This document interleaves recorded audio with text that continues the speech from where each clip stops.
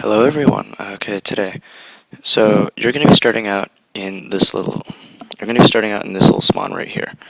This is a very crude drawing of it. Okay, so it's not to scale. Sorry, this is being recorded on an iPhone 4. Anyway, okay, so that's the very end of the dreadnought. This is one of the daughters. This is the other daughter. And this is that tiny little thing above that you see that's telling you that it's something meters away. It's a tiny little light all the way above either this back or this back plate.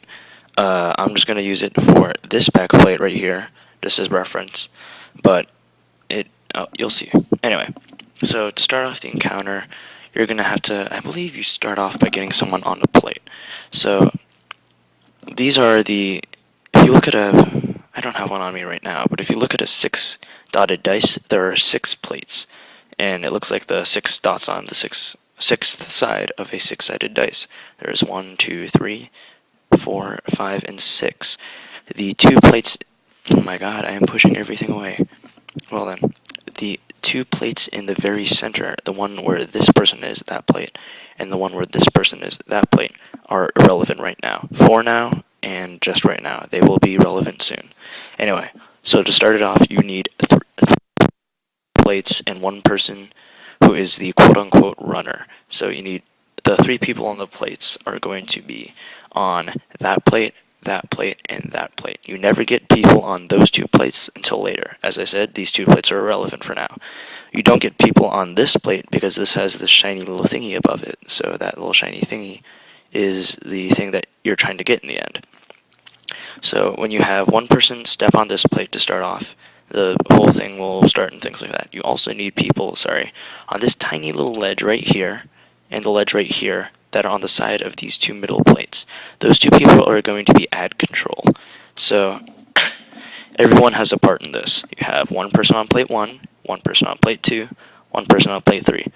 So I call this one plate 1, 2, and 3 because everything is according to a counterclockwise position. If you don't have a clock, like I have one right now, you will notice that since it's kind of funky though, there's the 12 at the top, then it goes like, I'm not used to doing this. It goes like 12, 1, 2, 3, and then clockwise is the motion that the second hand is ticking. What we're going to have to use a lot is counterclockwise motion, which is the opposite way. So the opposite way of how the second hand is ticking right now. Anyway, so the reason why I mentioned counterclockwise is that whenever you see this little orb right here, the tiny shiny thing in the sky, it's going to be like in the game, it's going to be really high up. You're going to get to that eventually, but you need to start. The way you start off the daughter's encounter is you go 1 plate counterclockwise direction of this thing. So since counterclockwise goes this way, it is this plate. Remember, these 2 plates don't count right now. They're just there to screw around. I'm just going to move you a little bit. And so you start off on this plate. This plate is where the runner and the first plate person goes. This only stays first plate for the first quote-unquote round of this. You'll see why. Anyway, so what I've been mentioning this person called the runner. Who in the world is the runner? You're going to have someone who is going to be like in GTA 5 third-person mode. That is the quote-unquote runner status. Basically, you've become the runner.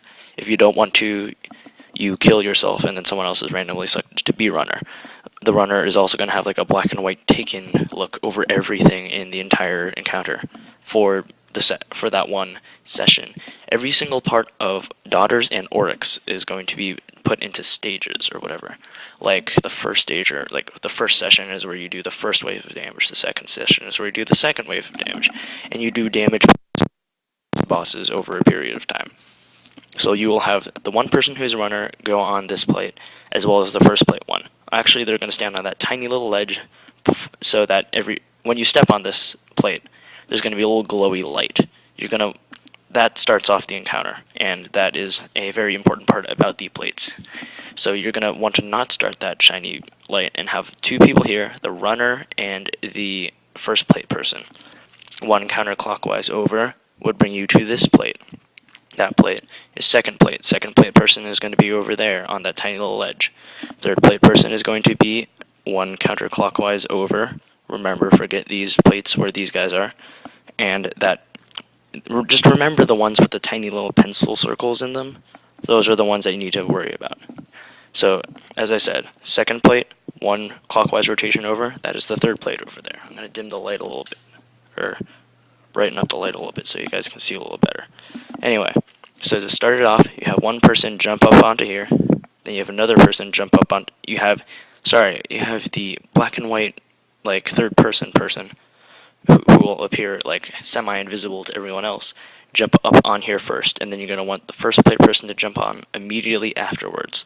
Once the first plate person spawns in, once the first plate person gets on their first plate, they will spawn in a series of little parkour plates that only go up to like halfway in between the first plate and the second plate. So once you get there, you're going to have the runner jump up onto the little platform, then onto the next one, and once you have that first plate person get on, you immediately get the second plate person on, and then the third person. It has to be in the first, second, third order. It has to be numerical, basically. So once you do that, the parkour plates will open up from the first plate, then the ones for the second plate will spawn in, then the ones for the third plate will spawn in as well. In fact, you will have enough little parkour platforms that you can jump over around all of these baddies over here. Don't touch those guys, they will kill you. And then jump over here and onto the plate and grab the little shiny thing by holding X, or if you're on PS4 or PS3, the middle left button on the right side with all of your like switch weapon stuff. Basically, hold down your reload button. Once you do that, you've got it. You're going to still be in third person, and then you run over and jump down to the ground. Everyone else is going to do this as well, and all of these little plate islands are going to disappear. One more thing before I continue. While the runner is running around and then grabbing this, at 40 seconds, or when you start the daughter's encounter, you're going to have this little ability in the bottom left of your screen. If this iPhone were your screen, it would be right around there, where my fingernails are, something better to describe with. It would be right there, like right here where the plug is, or something like that. It would be where the HUD is, you know where that is, right above it. You'll have this thing called Aura of the Initiate, or whatever. It'll look something like that.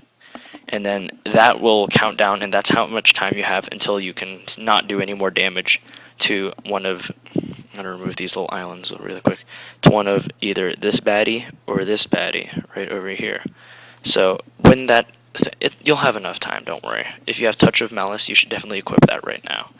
So when you have what am I thinking of? When the Aura of the Initiate goes down to 40 seconds, then there will be these line rifle vandals that will spawn on the outside of the map. There will be 4 of them each aiming down at the plates that the 3 people are standing on, and the 4th one's just gonna like screw around and probably shoot the person across. Make sure those things are dead. That is up to the 2 people on ad control, because you gotta kill those things. Those things will murder everyone, and you will not have a happy time. So once the person here who has grabbed the little orb takes it, it'll disappear. You will still be in third person, and you'll have this little glowy effect. And then you're gonna run over onto the ground, jump up onto the ledge where the ad control is, and then jump up to this daughter who will have like a little bubble around her or something. And you hold X, and then you do like a little Titan smash. It'll get rid of the bubble and stuff. You will now have a bubble. You jump down, jump across over here, underneath this one. You're not going to do anything this one. This one's just going to chill and do nothing. And you're all going to be in this tiny little bubble thing. It looks something like that. I don't know.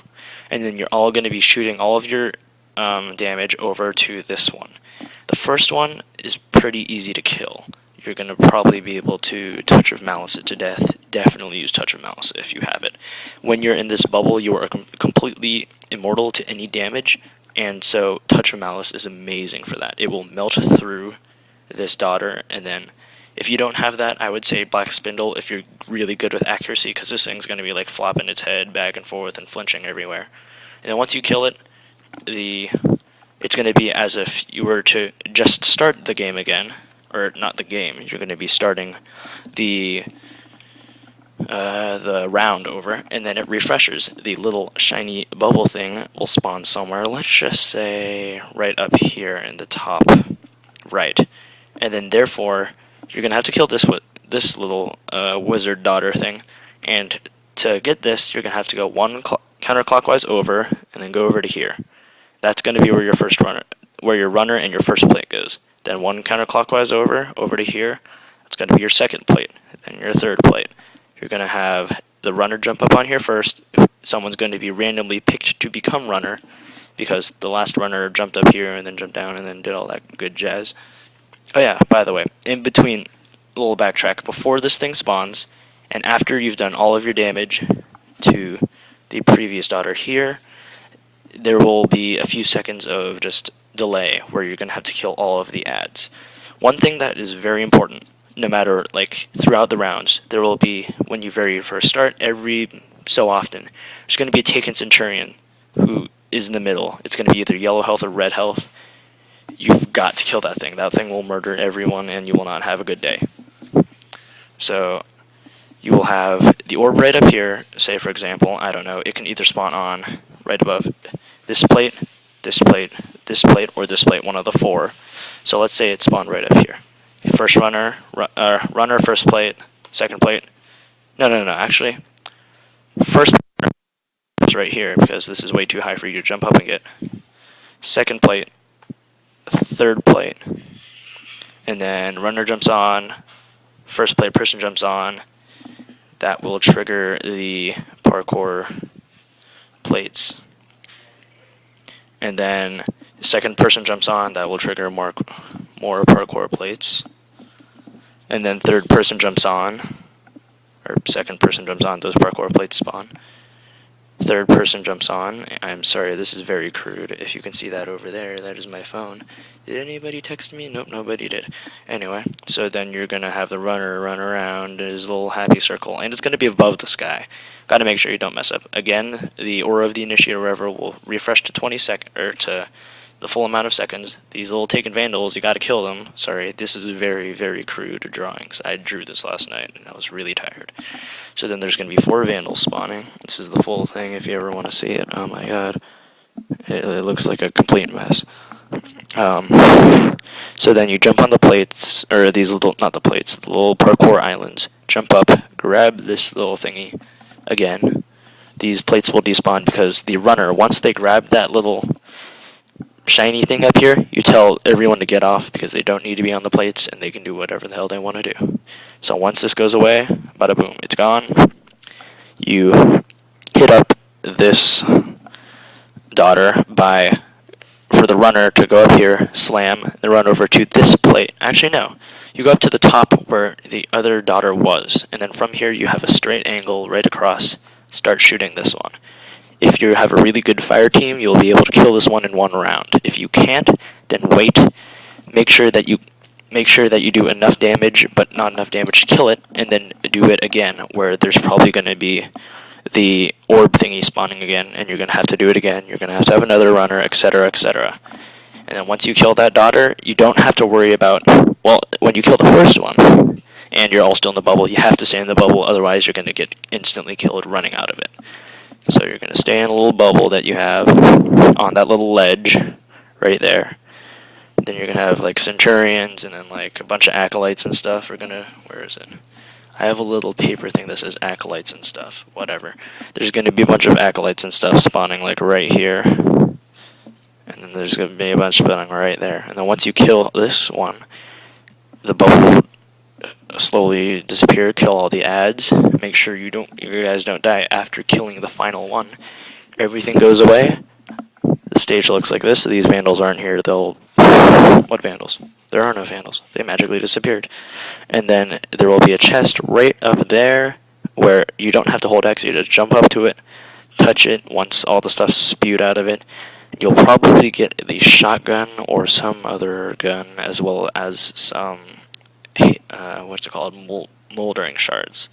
Once you do that, there's going to be another shiny little light spawning up here. It's going to look like this one, but it's not going to have that little, like, black rhombus above it. It's just going to look like that. It's going to be right up here. How you start the Oryx encounter. And once you get to the Oryx encounter, that is the next video. So I hope to see you guys there. Things. I personally, if you want to get out of the video and continue doing your raid, now is the time. this is just rant. Hey guys, one thing is, this is my very sloppy setup. Yes, it's very sloppy, and I have a cool little thingy-mabobber.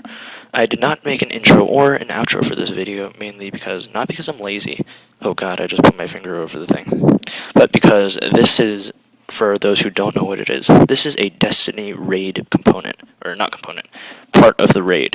So that, like, this is one of the areas that I drew an old, and then I had to tell, every time that I actually had to tell people how to do this every single time. And it just took so freaking long, and I was like, you know what, screw it, I'm going to make a really crappy video on it, so that you can just watch maybe 14 minutes of me doing this. I'm going to make a quicker version of this real quick, so that if you want to watch the quicker version, you can just do that. I'm going to make, like, one part for ad control, one part for plates, and one part for runner. And then, yeah, this is the main video that gives all enclosing details about daughters, and to kill things, and no weird grammar stuff, like no saying, oh, you've got to kill the bond of the desolate of the demon Satan beings, or any of that BS, because nobody knows what those are.